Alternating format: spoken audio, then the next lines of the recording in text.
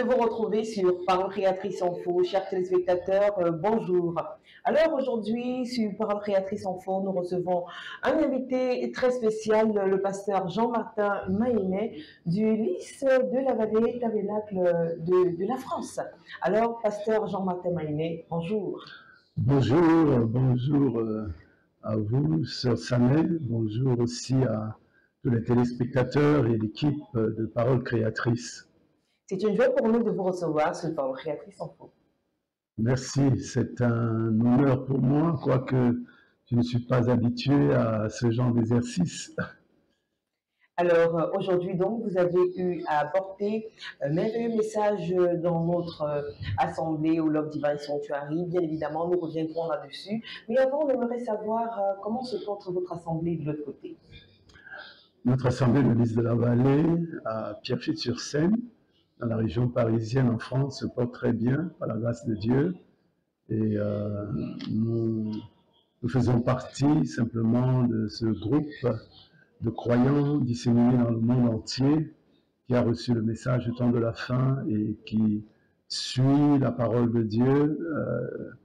Tout ce que Dieu nous permet de faire, de suivre, nous le suivons simplement. Nous sommes l'un de vous. Alors, nous n'avons pas souvent l'habitude de vous voir au Cameroun. Vous n'êtes pas simplement de passage. Certainement, vous êtes là pour un but bien précis.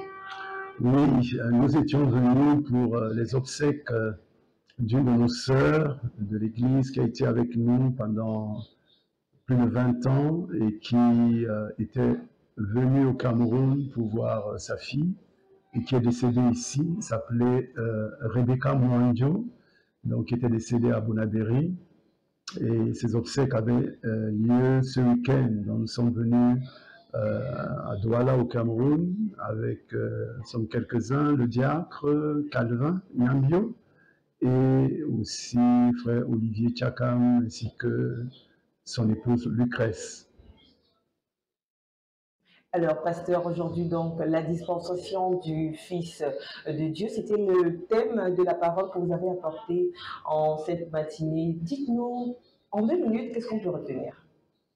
La dispensation du Fils de l'homme, parce que Hébreu 1 nous dit Dieu, autrefois, de plusieurs manières, à plusieurs reprises, nous a parlé à nos pères par les prophètes. Mais dans ces derniers temps, il nous a parlé par le Fils. Et il s'agit de ce Fils, les dispensations, c'est-à-dire les manifestations, les différents ministères de ce Fils. Et comme le prophète de Dieu nous enseigne, la Bible nous en parle, il est venu en tant que Fils de l'homme, Dieu sous la forme d'un homme appelé prophète. Ensuite, il est venu à la Pentecôte comme le Fils de Dieu, Dieu sous la forme de l'Esprit qui vit dans le croyant, qui donne l'inspiration, qui oint les ministères, qui oint les dons, ainsi de suite.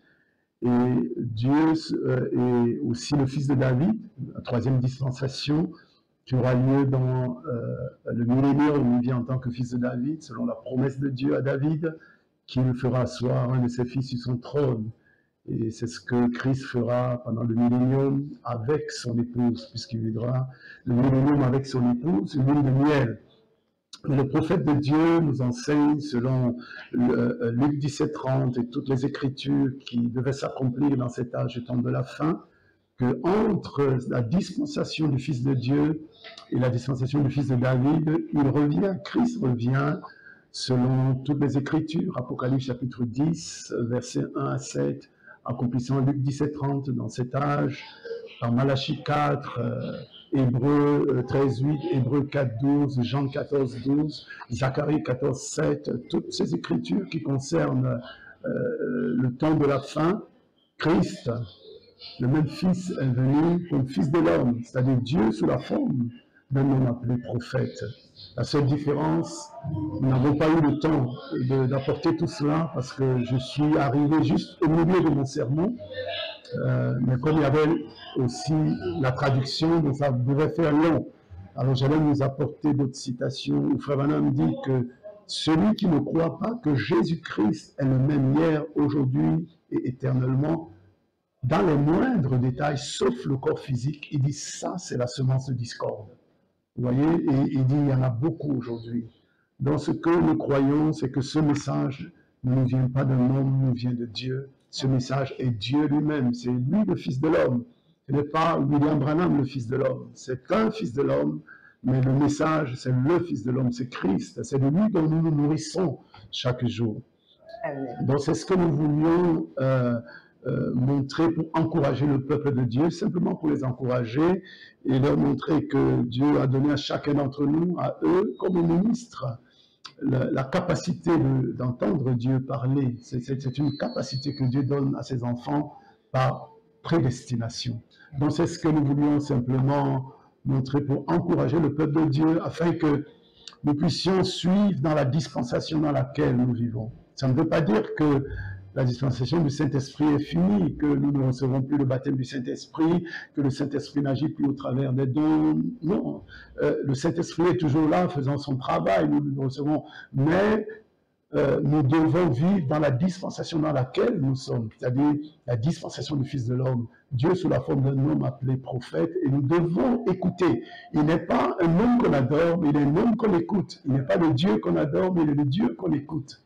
Donc tout ce que les dons peuvent dire ou faire, c'est bien, tant que cela est en accord avec la parole de Dieu. Mais une fois que cela dévie de la parole de Dieu, nous devons remettre cela en ordre par la parole de Dieu.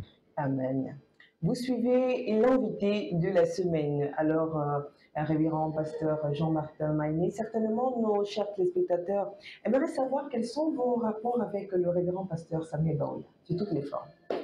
Bon, le pasteur Samuel Baouya, bon, c'est mon grand frère dans la chair, déjà, le même père, du même mère. Je suis son cadet, c'est-à-dire il est l'aîné de la famille, je suis le cadet. Et c'est vraiment un exemple pour moi. Et c'est lui qui m'a parlé du message le premier, quand il était revenu de France. Et j'étais sorti du pentecôtisme, je ne savais plus quoi faire, quoi aller, où aller. J'étais vraiment très découragé. Et je me rappelle bien, c'était un après-midi, il est venu à la maison familiale, il m'a trouvé dans ma chambre.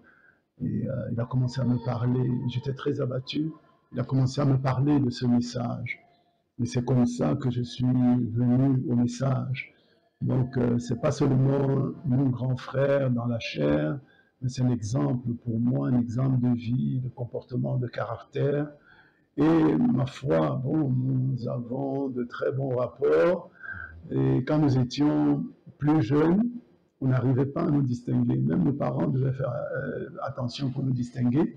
Et je me rappelle quand ses propres enfants étaient petits, quand j'appelais, alors les enfants hésitaient parce qu'ils ne savaient pas si c'est leur père, si c'est moi, donc ils ne savaient pas très bien.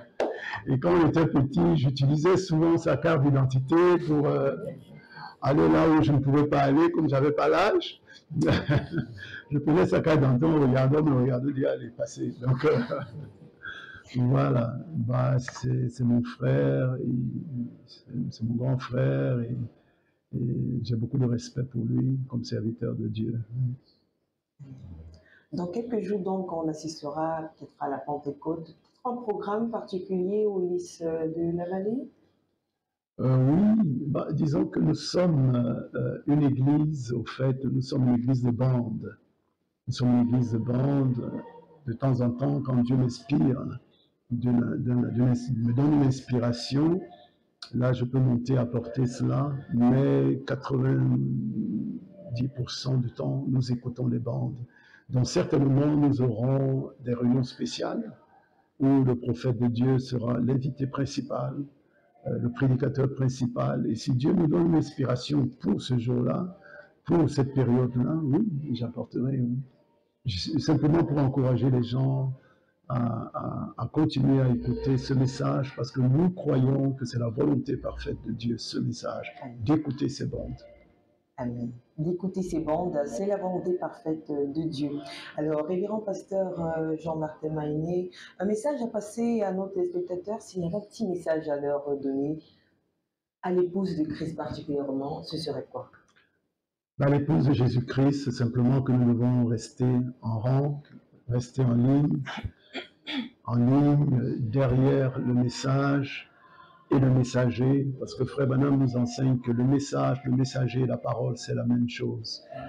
Donc, simplement de rester en ligne derrière la parole, derrière le messager. Dieu sait où il nous conduit, nous ne savons pas. Nous pouvons passer par des moments difficiles, parce que chaque enfant de Dieu qui vient à Dieu doit être éprouvé, doit être même châtié.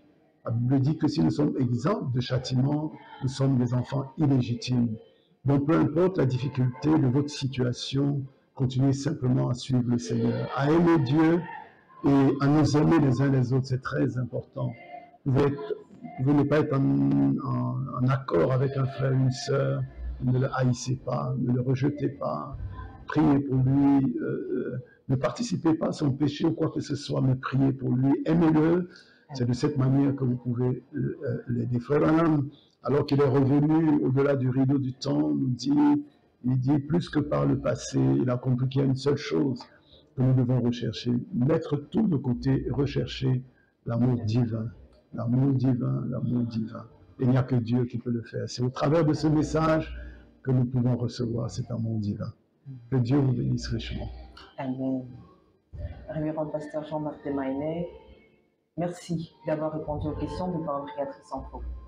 Merci, merci, que Dieu vous bénisse, merci à l'équipe, que Dieu vous bénisse richement, bon courage. Merci, chers téléspectateurs, à nous revoir.